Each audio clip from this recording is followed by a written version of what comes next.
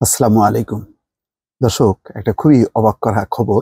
Tax haven দেশগুলোতে বাংলাদেশীদের ৭০,০০০ কোটি টাকার সম্পদ। দর্শক, ইদানিং আসলে এই শত শত হাজার হাজার কোটি টাকার যে খবরগুলো আ গণমাধ্যমে প্রকাশ হচ্ছে, এটা পড়তেও আসলে কষ্ট হয় এবং মানে কোনো হিসাব মিলাতে পারি না। মানে অবাক বিস্ময়ে তাকিয়ে থাকি। আপনারা যেমন শুনে একেবারে অভ্যস্ত হয়ে গেছেন, মানে খুব একটা বেশি প্রতিক্রিয়া হয় না। আমারও ঠিক তাই।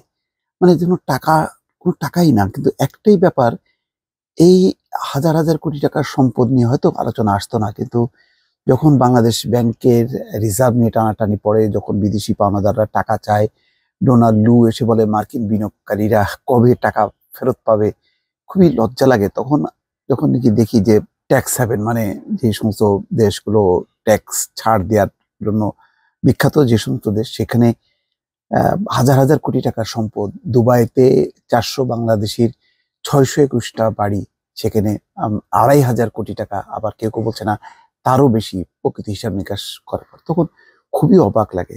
এই খবরটা যমুনা টিভি দিয়েছে।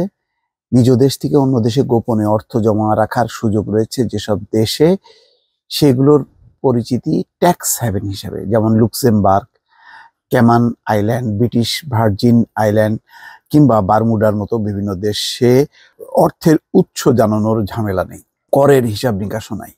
এই ধরনের ট্যাক্স হেভেন দেশে বিদেশি ব্যক্তি বা প্রতিষ্ঠান কর ফাঁকি দিয়েই ডলার বা সম্পদ বিক্রি করতে পারেন, আর ওই সম্পদকে বলা হয় অফশোর সম্পদ। একেবারে ব্যাখ্যা করে বলছে যমুনা টিভির এই প্রতিবেদনে। ট্যাক্স হেভেন হিসেবে পরিচিত দেশগুলোতে ২০২২ সালে কি পরিমাণ অফশোর সম্পদ রয়েছে এর প্রতিবেদন প্রকাশ করেছে ইউরোপীয় ইউনিয়ন। ইইউ ট্যাক্স অবজারভেটরি প্রকাশিত অ্যাটলাস অব অফশোর ওয়ার্ল্ড নামের এই প্রতিবেদনে উঠে এসেছে সেখানে থাকা বাংলাদেশিদের সম্পদের পরিমাণও। প্রতিবেদনটিতে বলা হয়েছে, ট্যাক্স হেভেন নামে পরিচিত দেশগুলোতে বাংলাদেশিদের সম্পদ রয়েছে ৫৯১ কোটি ডলার, বাংলাদেশি মুদ্রায় যা প্রায় ৭০,০০০ কোটি টাকা। এটি বাংলাদেশের মোট জিডিপির প্রায় ১.৩%। প্রতিবেদনে আরো বলা হয়েছে, এসব অর্থের একটি অংশ ব্যয় হয়েছে আবাসন খাতে। এই খাতে ব্যয় হয়েছে ৬৬ কোটি ডলার, বাংলাদেশি মুদ্রায় যা প্রায় ৭,৮০০ কোটি ডলার। লন্ডন, প্যারিস, দুবাইয়ের মতো বিভিন্ন শহরে কেনা হয়েছে এসব সম্পদ।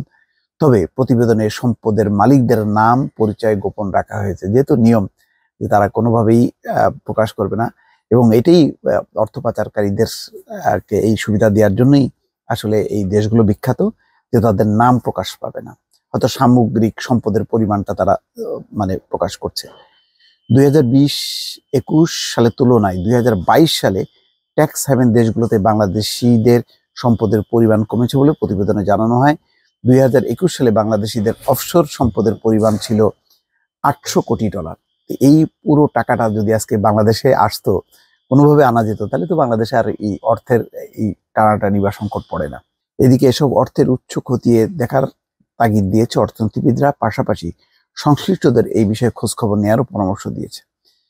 অর্থনীতি সমিতির সাধারণ সম্পাদক অধ্যাপক আইনুল ইসলাম বলেন, টাকা পাচার থেকে শুরু করে দেশে আয় করা অবৈধ টাকা সেখানে নিয়ে যাওয়াকে কেউ কেউ বেশি নিরাপদ মনে করে। এছাড়া তারা ভাবে এটিতেও লাভও বেশি। এমনটি দেশের অর্থনীতির জন্য মোটেও সুখকর নয়। তাদের কারণে দেশের টাকা বাইরে চলে যাচ্ছে, এই বিষয়ে সংশ্লিষ্টদের কঠোর হতে হবে। কিন্তু কঠোর হবে কে? বিড়ালের গলায় ঘন্টা বাঁধবে কে? দর্শক, এগুলো সরকার যখন কি এসব প্রতিবেদন প্রকাশ হয় তখন কোনো রেসপন্সও করে না। এগুলো নিয়ে তদন্ত করে, দৌড়ঝাঁপ করে না, সেগুলোও করে না। তো এগুলি রিপোর্ট হয়, আমরা দেখি, সরকারও চুপচাপ থাকে। এরকম অনেক শত শত কোটি ডলারের হিসাব বিভিন্ন প্রতিবেদন বা সংস্থা প্রকাশ করেছে। সরকার তেমনটা রেসপন্স করেনি। একেবারে গায়ে ঠেকলে তখন হ্যাঁ দেখছি, তদন্ত হবে, দুদক এগুলি তদন্ত করছে, এসব বলেই পাশ কাটানো হয়। দর্শক, ভালো থাকবেন। আল্লাহ হাফেজ।